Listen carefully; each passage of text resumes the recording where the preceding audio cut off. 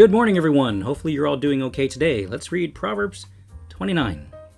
Whoever stubbornly refuses to accept criticism will suddenly be destroyed beyond recovery. When the godly are in authority, the people rejoice, but when the wicked are in power, they groan.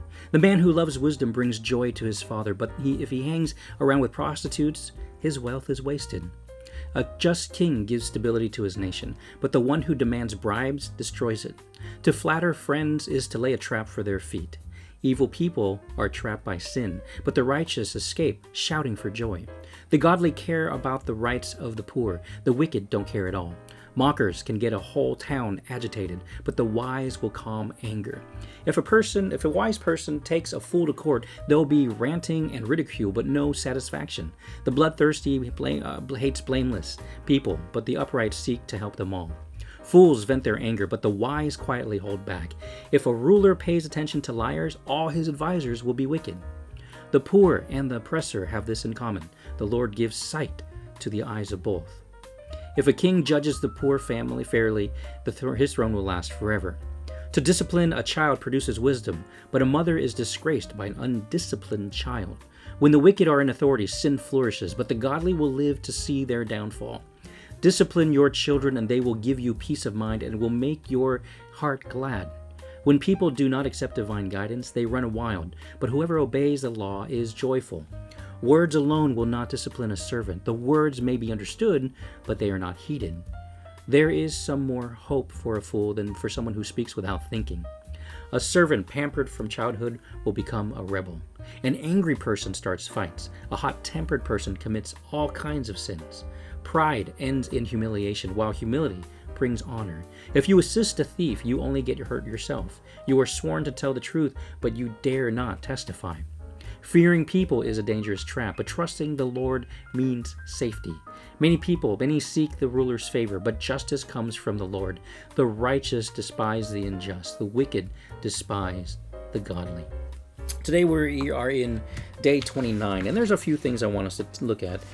We haven't seen much of this, and I haven't talked much about this recently, but I want us to look at verses 22, 4, 12, 14, and 16.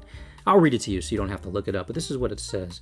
When the righteous are in authority, the people rejoice, but when the wicked man rules, people groan and sigh. The king by justice establishes the land, but he who exacts gifts and tributes overthrows it. If a ruler listens to falsehood, all his officials will become wicked. The king who faithfully judges the poor, his throne shall be established continuously. When the wicked are in authority, transgressions increases, but the righteous shall see the fall of the wicked. The reason why I want to bring this out is because we are coming towards an election in a couple months. And one of the things that we have to do as believers, and we're required to do this, is to pray for our leaders, to pray for our church leaders, to pray for our government, to pray for those who are in power so that they can do what is right. When was the last time you prayed for your pastor?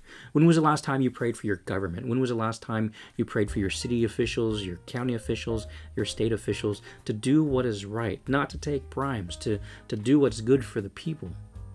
We don't always pray for that, but they need the wisdom that comes from God. Whether they're believers or not, God could still give them, within their circumstances, within their place, some wisdom. And so we need to pray for them, especially during this time. What's going on during this time? We have a pandemic going on. What else is during this time? There's political issues all over the world, and how the United States responds is very important. How governments from other countries, how they respond is very important. And I wouldn't just say to pray for our own government, but pray for other governments around the world too, that God would reveal himself to them in ways that we can't, in ways that we won't be able to do. And as well as our upcoming election, this is going to make a difference not only to our economy, but our society, our justice system, what's going on with how where people are talking about defunding police, all these things. We don't know all the facts. We don't know any of the facts, really. We only know what the news tells us, and depending on which news we listen to will determine what information we have. But we need to look more carefully at God and what he can do, which is a lot more than any of us. He could do more than any protests. He could do more than any rioting. He could do more than any eloquent speech that comes out there to convince the people of certain things, because we are not in control of anything. we are definitely not in control of ourselves, how can we be in control of someone else if God doesn't allow it to happen? So, my friends, let's spend some time praying. Let's spend some time seeing what's going on in the nation, being aware of what's going around us so that we could pray more effectively. That's my challenge for you today. Spend some time praying for our government and our leaders all around us. Take care. Bye-bye.